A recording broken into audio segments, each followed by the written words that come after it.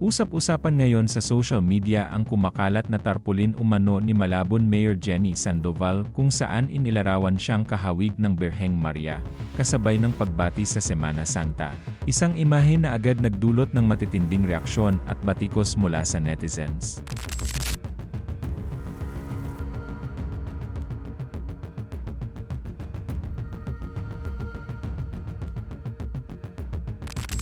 Marami ang naalarma at nadismaya, lalo na't itinuturing na sagrado ang ganitong simbolo sa pananampalatayang Katoliko. Pero habang patuloy ang pag-ikot ng isyu, unti-unting lumilinaw na hindi pala ito totoo kundi isang panlilinlang na mabilis na kumalat online.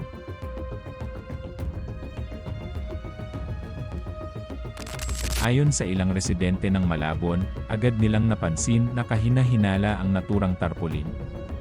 Bukod sa hindi ito makikita sa official Facebook pages ng alkalde at ng Malabon City Government.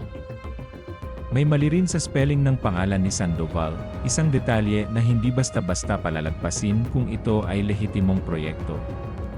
Dagdag pa rito, ginamit ang salitang ipinagdiriwang ang Semana Santa, samantalang mas angkop itong ginugunita, isang simpleng pagkakamali na lalong nagpapatibay sa hinalang peke ang nasabing material.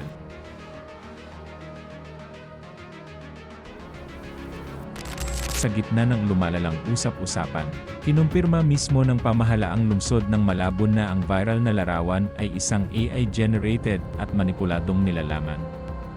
Mariin nilang pinabulaanan ang anumang kaugnayan nito sa opisina ni Mayor Sandoval at binigyang diin na hindi ito inaprobahan o nagmula sa kanilang tanggapan. Ayon pa sa kanilang pahayag, mahigpit nilang sinusunod ang mga alituntunin ng DILG na nagbabawal sa paggamit ng larawan ng mga opisyal sa mga tarpaulin. Lalo na kung may kaugnayan sa pampublikong komunikasyon.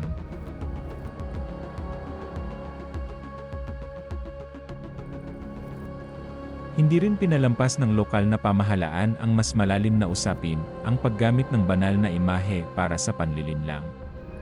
Tinawag nila itong isang uri ng kalapastanganan, at iginiit na bilang isang debotong Katoliko, hinding-hindi papayag si Sandoval sa anumang makasisira sa pananampalataya. Pati ang kumakalat na umano'y paghingi ng paumanhin ng alkalde, ay itinuring din peke, at gawa-gawa lamang.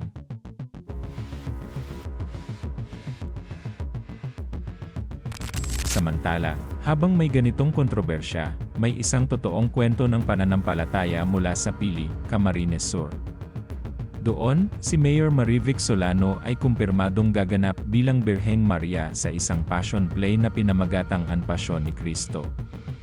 Ito ay isang lehitimong produksyon na layong ipakita ang lalim ng pananampalataya at sakripisyo, at sinuportahan pa ng mga opisyal na anunsyo at lokal na media.